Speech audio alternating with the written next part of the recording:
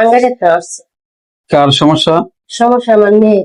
আচ্ছা, শুরু থেকে বলেন, মানে ওর সমস্যাগুলি একটু কষ্ট করে সংক্ষেপে বলেন। মাদ্রাসায় লেখাপড়া করতো, হ্যাঁ, আমি পেটে ব্যথা শুরু।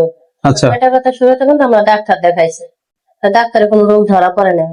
পরে আসে আমরা বিভিন্ন মানে চিকিৎসা করছি, যে হুজুর ফকির সবই দেখাইছি। জি জি। সে দেখাতে মনে করেন শরীরে রক্ত দিত, কোরআনে রক্ত দিত, বা ওর মুখে মারতো, বা ঘরে পুরা ছিটাইতো। এইভাবে মনে করেন জীবন যাপন কাটছে। এই আর কি করবো।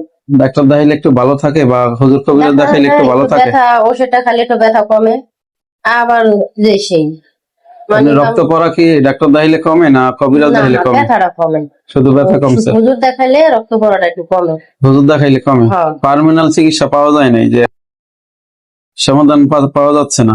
না।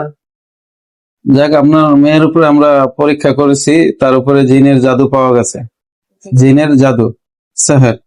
তো ইনশাল্লাহ এটা আজকে আমরা চিকিৎসা করলে, আজকে আমল করলে আজকে এটা ক্লিয়ার হয়ে যাবে।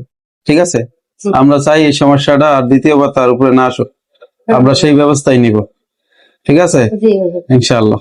আমরা চাই আপনার ইসে যেন আল্লাহ উপরে আল্লাহ নিচে আপনি যেন আমরা জি মাফ করে।